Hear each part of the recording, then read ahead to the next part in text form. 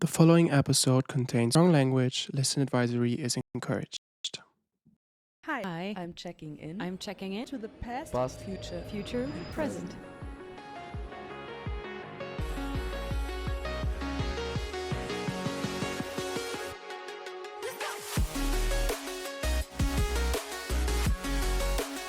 It is time. Hello and welcome to my bestie, my girl, my soulmate, my everything, the one and only Vanessa. Hello. Oh wow, voice crack. Thank you so much for having me. Of course, welcome. Thanks. I'm a little bit nervous. You don't have to be. This is my first guest episode.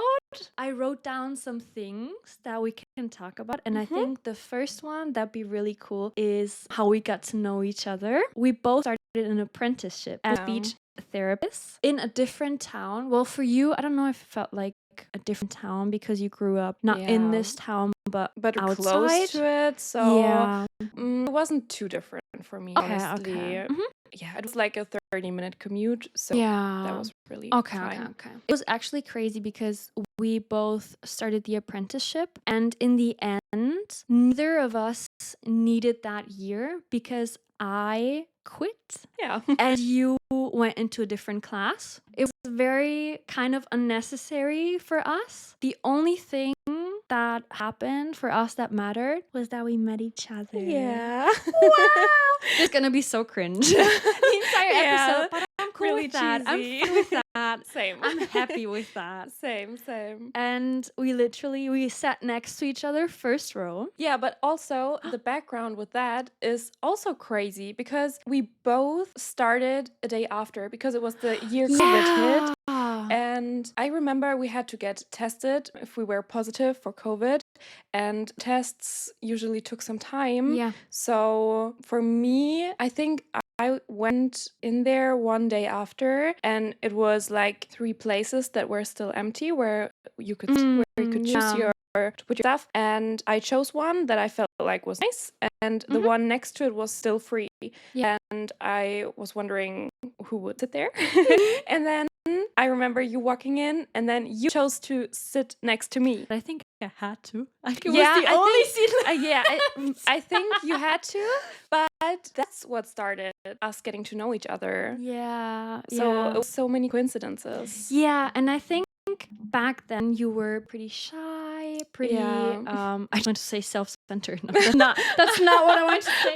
Meaning Okay. like you spent a lot of time with yourself and just like being a little more quiet in the corner. Yeah. And for me, I'm also a shy person, but I'm always outgoing and I always want to connect to the people around me and like want to see what's up and how they are. And I remember I was just like, hey. And we started talking, and I don't know if it was on the first day, but definitely the first week that we talked about things, and we were like, same. Oh my god, I also love that. Yeah, it was just playing a ball or something, and always like, do you like that? Me too. And it kept going. It was on. literally like tests. Yeah. Where we were like, oh my god, do you like this? And then I also asked you things which I didn't like, and I was like, do you like this? And you were like, no. And I was like, me too. I also don't like it.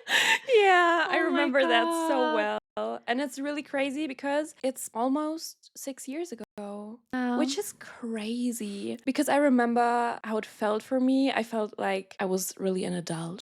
You know, I was starting an apprenticeship. I was going to work. I was commuting. I felt like I was so grown up. And now, thinking back 6 years, I was still a baby. Yeah. And you were also still a baby. Yeah. And even now, I don't feel grown up. I feel as grown up as I felt 6 years ago, honestly. I think 6 years ago, we just wanted to be grown up. Yeah. And we were like, yeah. And now it's like, damn. Yeah, I think so too. Do you remember when we decided to be best friends? Honestly, I don't think we had to decide. I feel like it was just we merged into a bundle. Yeah.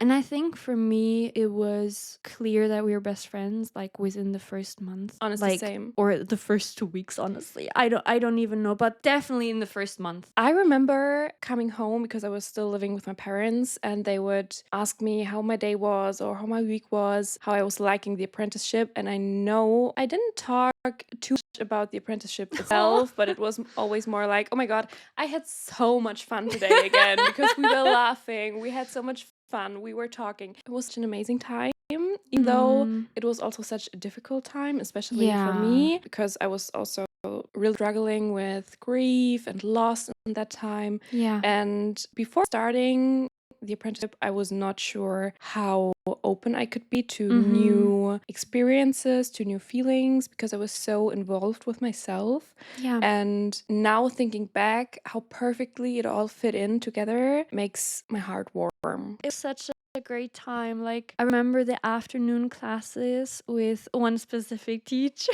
Oh my God. We were Poor just him. losing it. Poor him, honestly. Because just you also have to losing say it. we were sitting in the front row. Yeah, and we were not quiet whatsoever. I keep thinking about, why didn't he try to stop us? Because we must have been so annoying. But I don't remember him trying to calm us down. I think he tried it in a gentle manner. So I think he sometimes said like, girls, like, be a little more quiet. And no, but honestly, at that point of the day, we always just lost it. I don't know if it was like 3 p.m. or something. Yeah. Also, like, in the beginning of the apprenticeship, we were in the school, but there was a time that we had to be at home because COVID got so bad. Oh my God. And also, I don't know if it was at that time or if it was in general, but we were just video calling so often. Yeah. I think almost every day or every day. I think it all started with that time where we had to be homeschooled, because we started to spend the lunch breaks together. I remember us video calling and cooking our lunches and eating together. It was so amazing because it didn't feel lonely. For me, when I remember back to the first lockdowns, especially the very first, I remember being quite lonely. And then thinking about the time where we had to be at home while being in the apprenticeship, it did not feel lonely for me, because I always knew that I had someone, even if you weren't there like physically. But I feel like to this day, this is what makes our connection so special. I feel like we don't have to really be present with each other like physically to be connected. Okay, moving on. We kind of already talked about it, but we've been in a long distance friendship. Well, on and off. I can't even pinpoint it. Like, in the beginning, of course, we were in the same city. I would say let's recap how many times we've been apart. Like, Korea 1 month, and then you went to Norway, which was 5 months? Yeah, almost half a year, right? Yeah. I also went back to my hometown for 3 months after the apprenticeship. Before I started uni. But I think I've visited you. Yeah. No, that was the first one. So it was hometown, Korea, Norway, then the UK, and now at least we're in the same country. Yay! And the same I have state. to take what I get. Really. But do you have a time or like one of those travels that you did where you say it was the most difficult for us friendship-wise? Because I have an answer. I think probably Norway. Yeah, that would be my answer as well. Yeah. Yeah, because I think I didn't have a lot of energy left in the day as well, and I met so many people and had so much stuff to do. I felt like I had not enough time for you. I lived in a shared room. So not shared apartment, a shared room. So privacy was not a thing. Because I loved her, but it's just different. Especially also because she was speaking the same language as you. Yes, and we had the exact same classes. So it wasn't like, oh, she had this class and I was at home or I did something else. But we were always together. Yeah. I would say it was the most difficult one because we couldn't spend as much time together. I think Norway was the only one time in our friendship where I didn't feel prioritized, I guess. Which is totally understandable looking back, but in the moment it still didn't feel good. Yeah. But I think both of us didn't really know what to do against it because we were trying our best. We were texting regularly. But for example, I remember remember us calling for the very first time after like 2 months. You've already been away or something. Yeah. And then I remember you having to sit outside in the dark Yeah. for a surprise. I remember it, and it was super cold. I was like with my winter jacket, you were freezing. with my gloves, like with my hood on. Yeah. Usually I'm in the podcast with Leo, and Yeah. Leo is my guy best friend, and you're my girl best friend. But we talked about it even yesterday. Yeah. That we can't even consider us best friends. Like, that is a level we've passed so long ago. Yeah. And I remember, I think I saw it on TikTok back then, but we're truly soul sisters. It's like finding a piece of yourself Yeah. in another person. Totally. I don't know what I would do without you, and I'm Me so neither. grateful for you. Like, I'm so protective over you, and I love you so much, and you're honestly the best person that I know, and I hope that only good things happen to you, because Thank you. that's what you deserve, period. Oh my god. I know that I am the person I am today because of you. Aww. Like, of course, there are a lot of people who play a role in Mhm. who you become, especially in those last 6 years. There's been so much growth. I could never have grown as much by my own.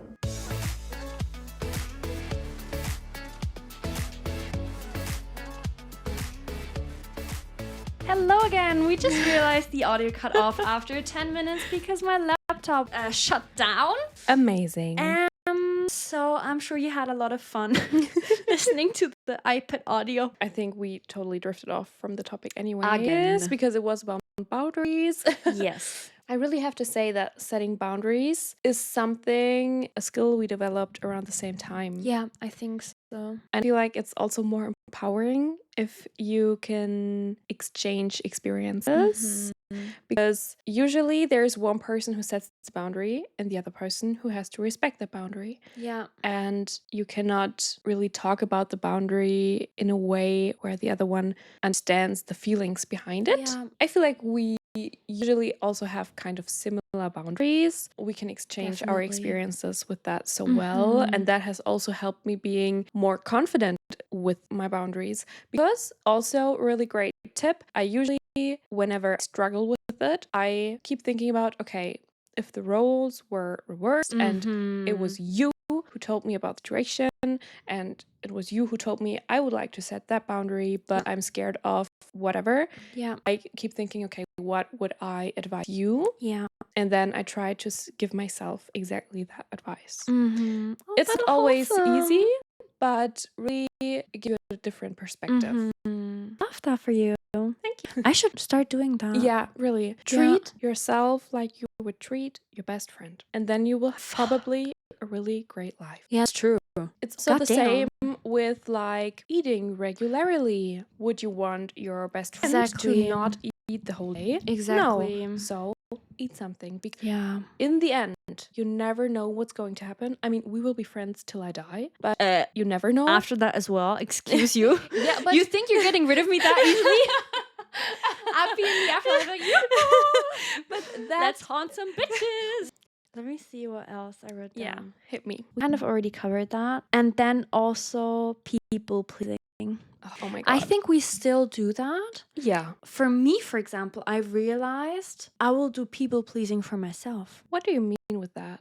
Like, because you came here, you visited me, I wanted to have like nice meals. I wanted everything to be clean and pretty. Doing something for someone just so they're happy.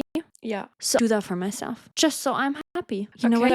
So you try to think about a situation where you would do something for someone else, and then you do it for yourself because you know. No. So, for example, when I was on vacation, my friend, she wanted to do this thingy. Yeah. People pleasing against my morals and everything, but people pleasing would have been like, yes, we can do that. Yeah. And I mean that I prioritize myself as much as I people please others.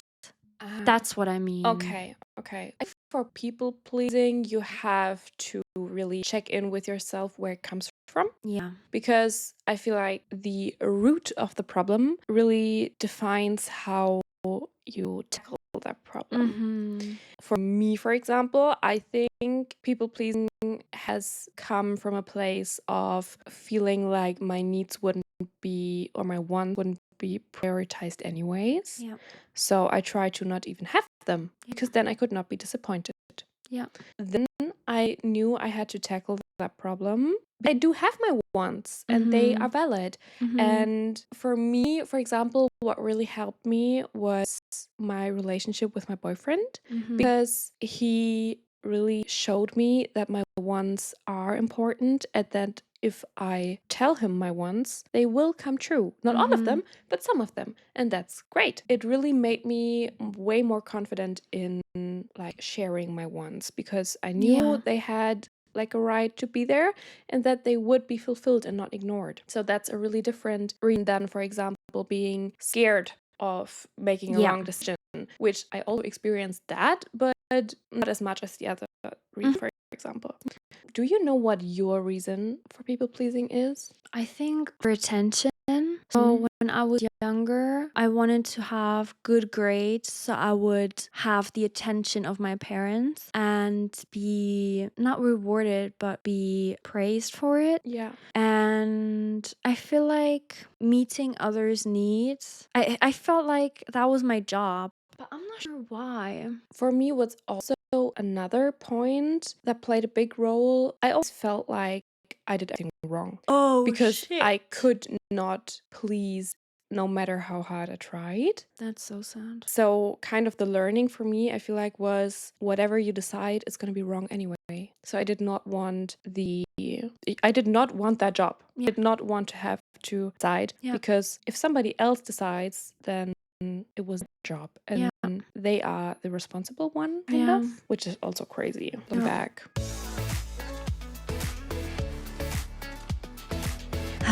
So I have 2 more topics I'd like to talk with you about. And the first one is your journey of becoming vegan. Oh my God. That's amazing. I'm just going to chill here in the corner. You take the lead. Okay. I come from a household where we always ate a lot of meat. I didn't even know that. Okay. Oh, yeah.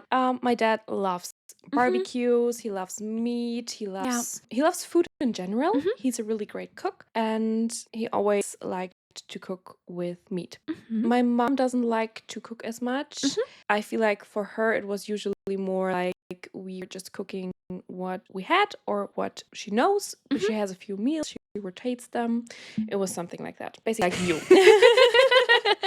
Which is totally fine. Yeah. And then at the age of 15, I decided to be vegetarian.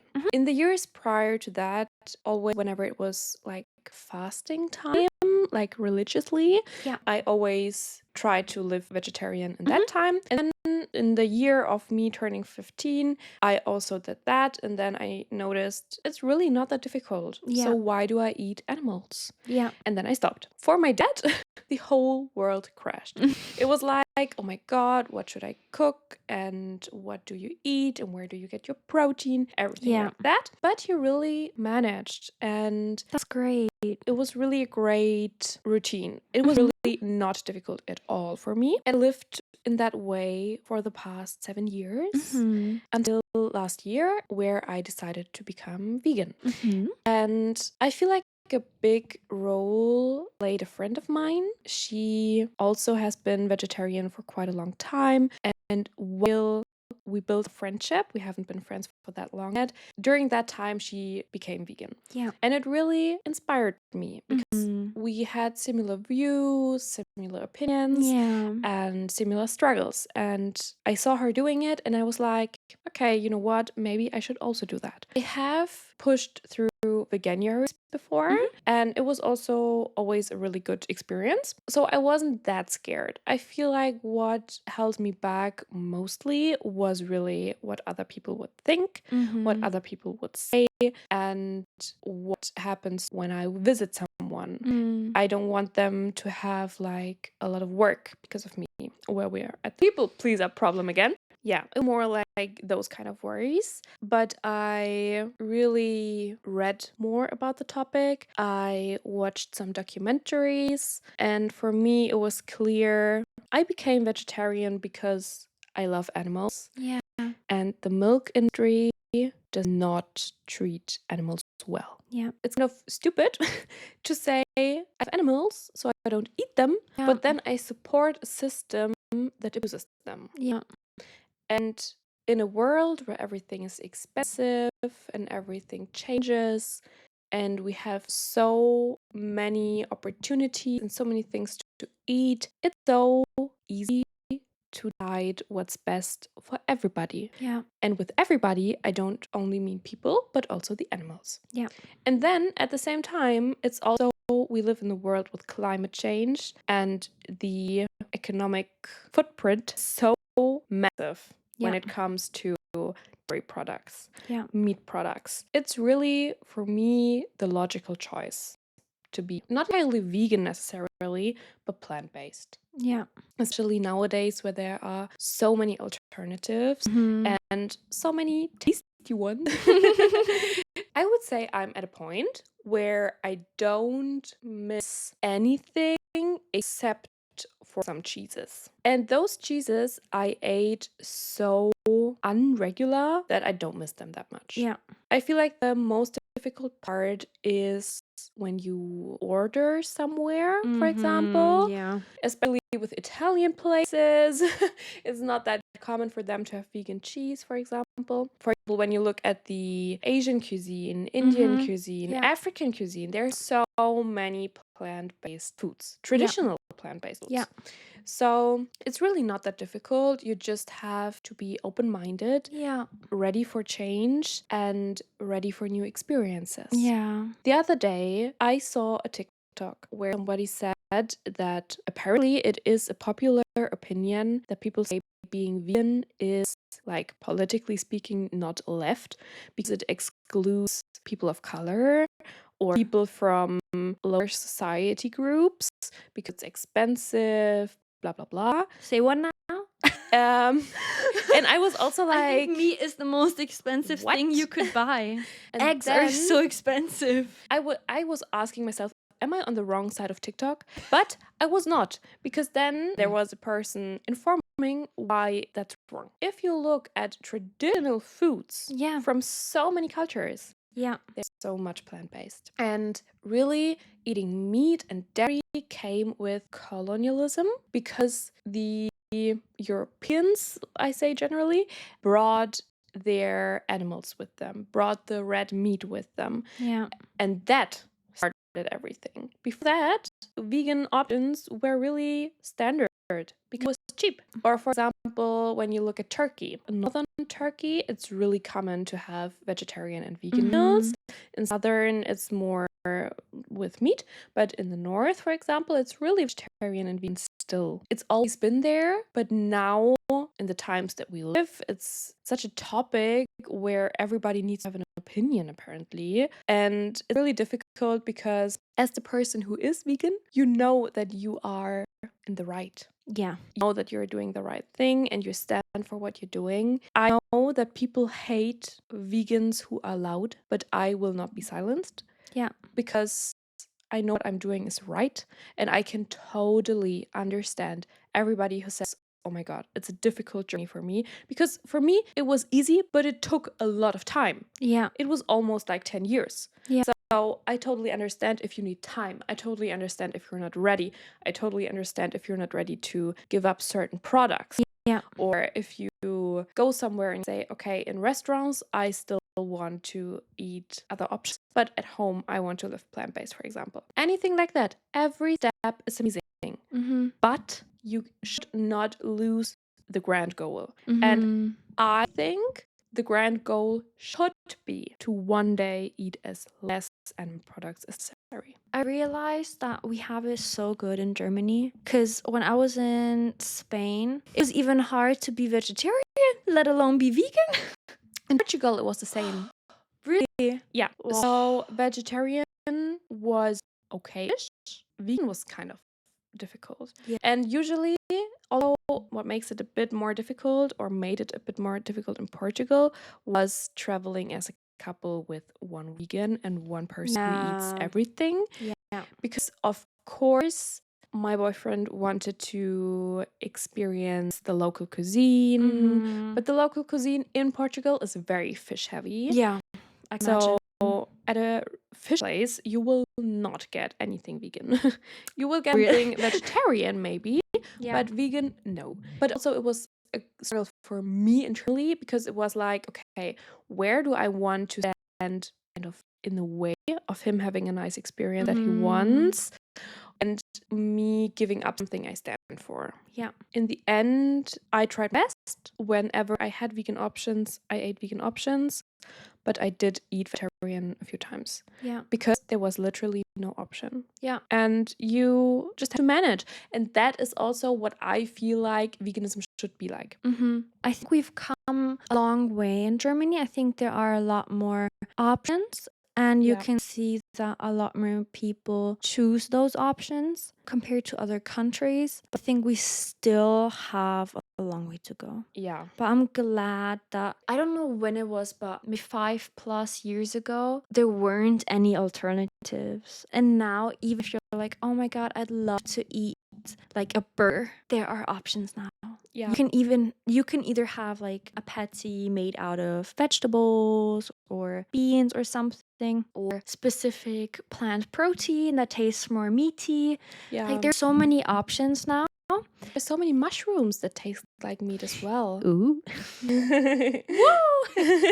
No, that's very true. I think they have a very crazy good meat texture. Yeah. I had a bowl full of oyster mushrooms at one point because I loved them so much. So I could have them at home and grow them at home. Oh my and God. I cut them. And what happened to it? I forgot about it. Oh my. And died? Do mushrooms die? They definitely died. Yeah. And something I wanted to share to like veganism or vegetarian lifestyle whatsoever. I saw a TikTok the other day, and I think that was the best argument I've ever heard so far for vegan alternatives. Okay. Meaning like vegan sausage, vegan cheese, vegan butter. Someone asked, if you're vegan, why do you need those supplementary products? Like if you choose to be vegan, why do you still want to eat a vegan sausage? Yeah. Like, why do you want that flavor? And then the girl just answered, do you ever drink beer without alcohol? Do you ever drink Coke without sugar? Oh my God. Exactly. Yeah. You don't want the intoxication, but you still want the flavor. You don't want the bad part, basically. Yes. And my that God. was the best argument I've ever heard. And I was like, mic drop. Period. Well, I took that conversation also very personal because I'm right now debating on becoming vegetarian. I mean, I was never a person who ate a lot of meat, but I'm at a point where I'm like, I think I need it. I'm in the process right now of being more unsure, and also about the labeling part, I'm unsure. Yeah. And I think I'm still not there as labeling myself as vegetarian. And I think, but I want to take it more seriously. To be fair, in all the years I've lived by myself, I cooked with meat once. And it was because I got HelloFresh box that had meat in there. Oh my God. Because I never cook with meat. The only thing I really eat would be like bacon or things like that. But even with that, I'm like, whatever. Even if it is the bacon, even if you say, oh my God, I want my bacon a few times a year, then eat your bacon a few times a year, and the rest of the year, just don't eat it. Yeah. It's as easy as that. I can really understand why it scares you. At the same time, I feel like labeling does make it easier, especially as a vegetarian. Because there are so many vegetarians nowadays. Yeah. It makes it easier in the way of, if you go somewhere, people will just not cook with meat. And don't have to say, I eat meat, but I don't like it as much, or I eat it rarely. You don't have to give the whole background, basically. Yeah. You say, I'm a vegetarian, most people nowadays will not see a problem with that. I mean, I can share my experience with the parents of my boyfriend because they are a bit older and don't have as much experience with vegetarians or Yes. with no experience with Yeah, they're vegans not at used all. to it. But that's because there are like 60 plus. Of course, it's not that My common. mom is also 60 plus. Your mom is an exception. Your mom is 60 plus? What? Yeah, do you understand now why for me it was so crazy that your mom is so young? Oh my god, yeah, but I would have never guessed. No, I think she doesn't look her age. It doesn't act her age. Yeah. She's so progressive. Yeah, period. She's a queen, honestly. But they are the classic German married couple, the classic German family, which is fine. There is no harm in that. It's actually kind of beautiful. But also for me, it kind of goes with not having as much experience with the more progressive choices, maybe. Yeah. For example, not eating meat. I can totally understand the perspective of, oh, it tastes good. We've always eaten that way. Why would we change that? I get it. And when he brought me home, it was kind of difficult for his mom at first. She was like, oh my god, what should I cook? And she wanted to cook nice things for me. But really, props to her. She spent time on Pinterest, looking for recipes, trying new things. It's really lovely. Then I became vegan. And then Bum. no, it was really like last Christmas was the first time we visited them while I was vegan, and it worked out really well. Way better than I expected. We had them over after my boyfriend's birthday, and I cooked for them, and they were really happy. They liked it. They said it tastes really good, and it was really a good experience so far. That's Sometimes lovely. you just have to take a scary step, Yeah. and then in the end, it will be rewarding. Yeah.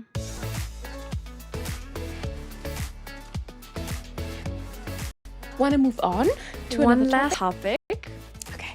Props to me for remembering that. But you once told me that this is your Roman Empire. The burning of the Library of Alexandria. Oh my god. Wow, that has to be so long ago that we talked about forever ago. that. It really stuck in my mind.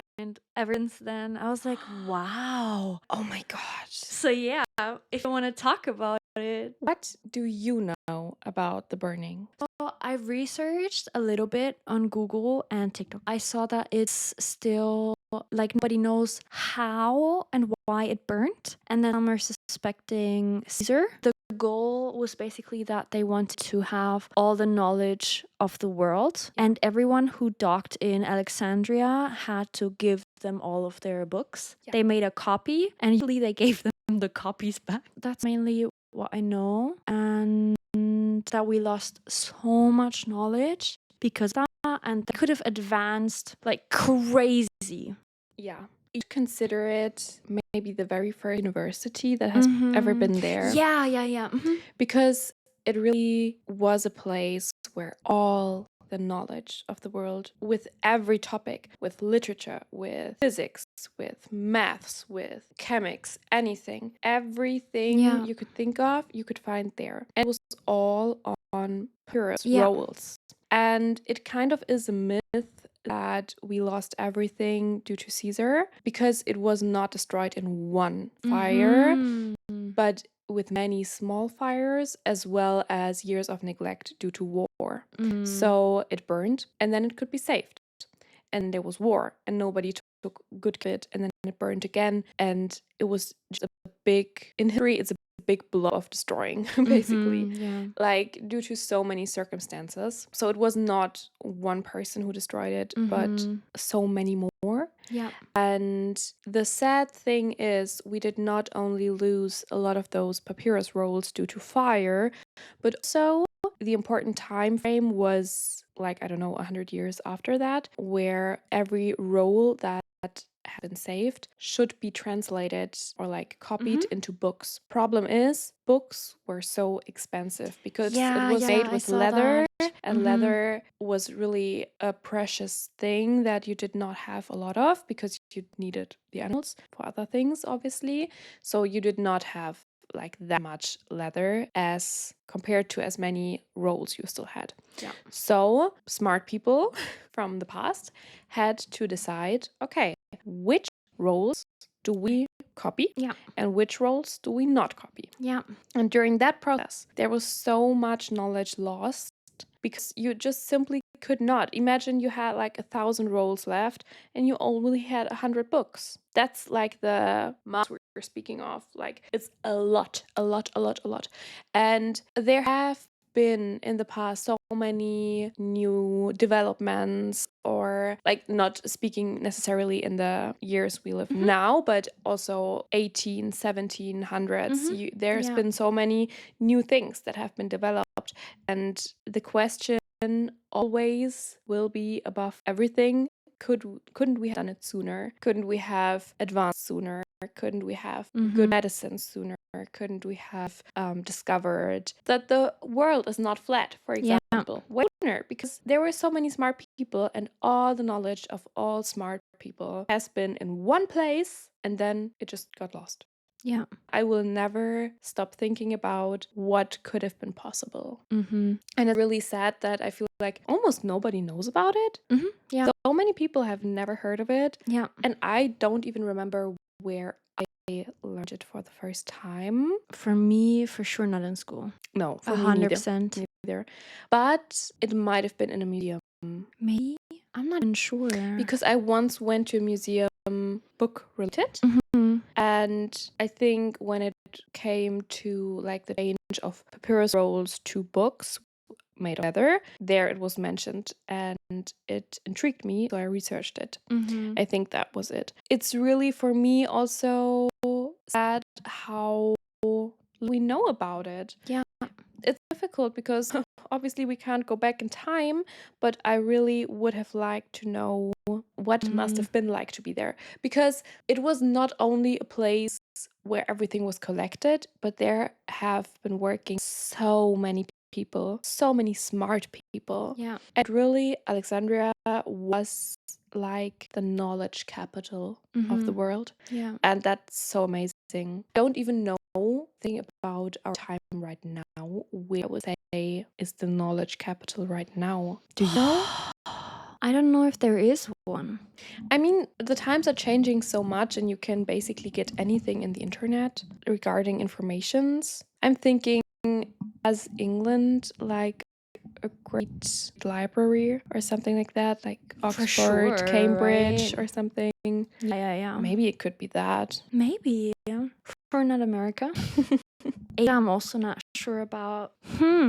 It might be. It might be, yeah. For me, it's also crazy. Alexandria, I didn't know where it was. I thought it was like in Greece somewhere, but it's in Egypt. Yeah. And now it's like nobody goes there. It doesn't play a role in anything, basically. Yeah, that's crazy to me. But also, I think that happened, like, was it before Jesus was born even? What is CE? It was like... It's just not AD. ED? CE means the year of the Common Era. What the hell? Common Era means globally accepted, religiously neutral designation for years. Okay, so in conclusion, it has been like a really long time. Yes. Like 600 years. Yes. And it was in the Common Era, whatever that specifically means. We are not going to You can do your elaborate. own Do your research. At your own knowledge capital. I taught you now that this place did exist. Now you can research it.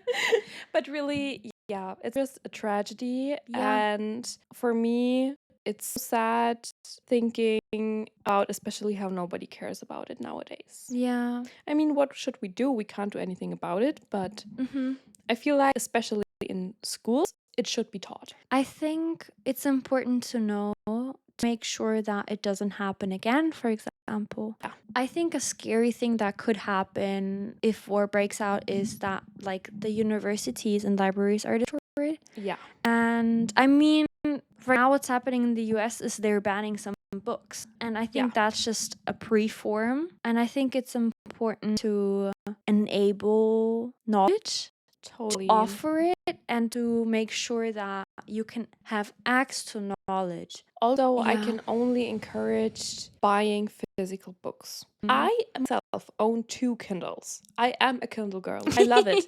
And I love reading on the Kindle. But to be completely honest, you do not own the books that you own on a Kindle. Yeah. You don't own them because Amazon owns them. Yeah. And if Amazon decides they like Trump and they do what he says and they ban That's books, so true. Shit. books will be gone. Especially with books that also are important for critical thinking skills. Books like Fahrenheit 451. They are books you should have a physical copy of. Books are knowledge. They will always be. They already have been in the year of 300 Common Era. Yeah. So don't rely on the system that could break. And keep them all in foil camper. And read books.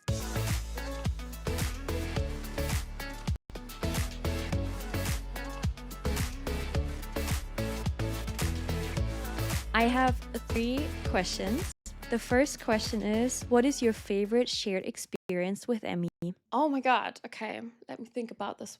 The correct answer is every second. Okay, I'd say I do not have one big one because I enjoy every single second I spend with you. But there are You heard it here first. there are a few things that I will never forget. Oh no. For me, what I will never forget is the first time we spent together in your home that time. Because it was for a school project. And was it the lunar and solar? yeah. Oh my god. And also, it was just the very first time I realized how much in sync we are. Because it's my favorite memory forever. We were working on the project, on the presentation, and you were mainly doing the presentation because you're really good at doing presentations. And I love doing it. So that's why I let you do it. And in the end, you were like, so what do you think about it? And I was like, I don't like it. And you were like, oh. And then there was a bit silence. And then you were like, I'm hungry. And I was like, oh my God, I'm dying. I am starving. Let's eat. And after we ate, everything was good. And we did not change it anymore. Yeah. I liked it. But in the moment, I was so hungry that I was hangry. Yeah. And you realized it. And you were also kind of hangry because you were just like, why don't you like it? Yeah. So we were both kind of, for a moment, like fighting each other a little bit. Yeah, but it's crazy that it took us one day and one experience to Yeah. figure that out. Yeah, and we ate and And everything to never was good have again. that happen again. Yeah, Well, not never, but like figured. but in that extent, I think never. Never. No. And also, generally, I just always loved spending time with you at your place because it was cutesy and homely. And I just recently learned that homey and homely are 2 different words. I just And I think What's the homely is difference? something negative. Research break? what it says for me is that in the UK they mainly use homely, and in the US they mainly use homey for the same meaning as like comfortable, cozy. But homely in the US means unattractive, ugly, and basic. That's crazy. So what I meant to say is not that your room was homely, but homey. I was like, I really liked it, and I really felt like it was our room. totally Yeah. for me as well, and just felt like a safe space for me. So basically, everything we experienced there was really amazing. And then also, I loved visiting you for the very first time here. Yeah. Because meeting your mom, it just was amazing because I love your mom. Yeah. And also seeing where you grew up, getting to know memories from your past a bit more, having the opportunity to drive around together. I still can't get over the fact that I've never seen your childhood house. Yeah, and you will never see it in the way it is because That's now everything is true. different. I did see your room when we FaceTimed. True that. And also, yeah, you didn't miss out that much. But still, it's you know. But do you have a favorite memory? That's difficult. Yeah, I haven't thought about it. It's not a one type of memory thing, but I think my favorite time with you was during the apprenticeship, like when we got to know each other, like our Yeah. honeymoon phase. Yeah. I think it was so amazing. But also time we lived in the same city. Oh my god. Because I came over Yes. a lot and spontaneously, and Yeah. I loved being able to kind of take care of you in a way. Like whenever you were sad, I was going to leave a small gift for you in front of your Yeah. door or bring you food. It was medicine. and medicine. Oh my god, yes. Yeah. And it just felt really great being able to come over whenever. Mm-hmm. And I miss that. The next question is a more emotional question. Oh my god. What was your reaction / how did you feel when Emmy told you she would quit speech therapy? Oh my god. I remember not seeing it coming Oh shit. that much because I did know that there were things you did not like about the apprenticeship. Looking back, I think you never told me specifically that you were thinking about doing it. I'm also not sure. I think I was too scared. I didn't want to So hurt when you told me, it was already a done deal. I mean, I would never have tried to get you off that because of course not. of course. But because I was not part of the thought process behind it, I was quite surprised. Also, it made sense for me why you did not continue. And I was happy for you that you chose yourself and what you wanted. And I also thought that it was a really good time in which you did that because you gave it a chance, you tried it out, but also you did not put yourself through unnecessary stuff. Yeah. But I was really, really sad. I was really sad because at that time I was shy and I have always in classes been the person that had 1 to 2 really close friends. Yeah. Which was always fine for me. But obviously, when you have one really close friend and that friend leaves, then you're alone. Yeah. And I have to say that this apprenticeship is so hard, so difficult on many levels. Yeah. Emotionally, and also you're spending so much time there. We've always been there from 8 to 5. Yeah. So you have to get along. Yeah. And I did get along with our class. I did get along with the other students, but obviously nobody compared to you, which didn't even have to be necessary, but also I wouldn't say that I considered anybody else my friend in that class. I liked them and I think they liked me, but I did not have another friend in that class. And so when you told me we're going to leave, it was sad because I lost an opportunity to spend so much time with you. Yeah. Okay, this question is, what is a book that reminds you of Emmy? Wow. In bracket, except for Fourth Wing. I was going to say the obvious choice would be Fourth Wing, just because your favorite book. Yeah. But there are a lot of books where I have thought about whether you would like them or not, because I'm always thinking about what to recommend to you. And the problem is, I always want to recommend you things that are a little bit out of your comfort zone. Yeah. Because I want to get you out of comfort zone a little bit. I mean, it's totally fine to stay in your comfort zone, especially with reading, which is such a great hobby. But I think, especially since you only got into reading not that long ago, I think in the beginning it's amazing to explore different genres, different writing styles. So whenever I gifted you a book, it was usually out of your comfort zone. Yeah. And you did not read a single one of them yet. I know, because I'm always like, oh, but it's out of my comfort zone. Oh my god, I have the most amazing answer ever. The book that I would recommend to you the very most until I die, and that reminds me of us, is Project Hail Mary. Okay, I don't know it. Where the movie just released this year. I hope that you will read the book first before you watch the movie, because the book was amazing and I would have never picked it up for myself because I have never read sci-fi before, and it's a sci-fi book, but my boyfriend read it on our last vacation and he really, really, really liked it. And then I also wanted to read it. And then I started it and I didn't really get into it. And then I set it aside, and like a few months later I tried again, and it is by far my favorite book ever, I would say. That's crazy. It is amazing. I have laughed, I have cried, I have screamed, I have lived through every single emotion with this book. And it's about so many things. But in the end, what it's really about is friendship. Oh, It is about friendship and about how to stand up for those who you love and how to prioritize those you love. And maybe even choosing the person you love before choosing yourself, no matter what it means. that's crazy. Yeah. And this book changed my whole life. And Wow. I feel like there is no week goes by without me thinking about this book. What? That's think- insane. Yeah, I have never read a book like that. Okay. So you I need promise to you'll read read it. it. I promise you. You need to read it. And even though the premise of friendship is not there from the beginning, maybe, and even though Yeah. it's unusual, it reminds me of you and me, and especially of you, because there is a really strong main character, and he kind of reminds me of you Wow.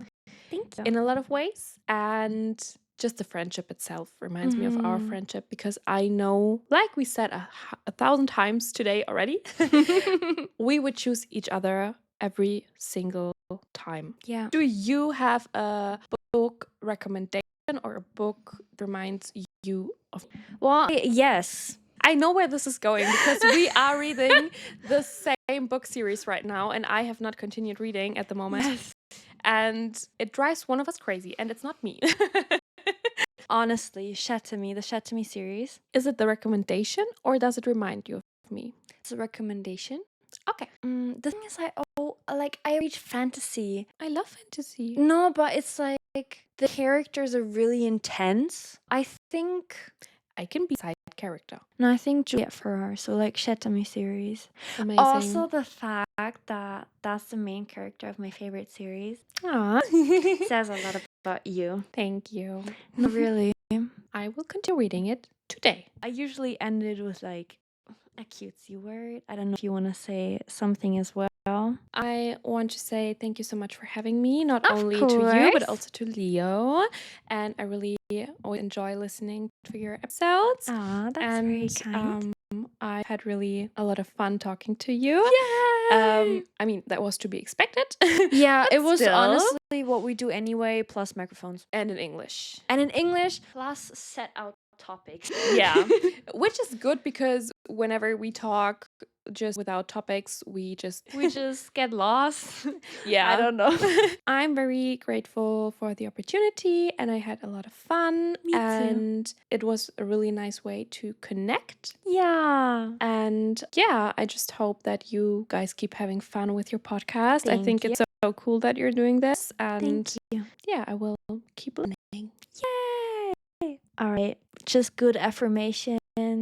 Drink some water. It's really hot here. Some food. Also, I'm really hungry, so that's what I'm thinking of Yeah. food. Get outside. Read a Enjoy the book. weather. Read a book. Read a book. Feel loved. Have a good day. Have a great week. And thanks for listening. Thanks for listening. Thanks for checking in. See ya. See ya.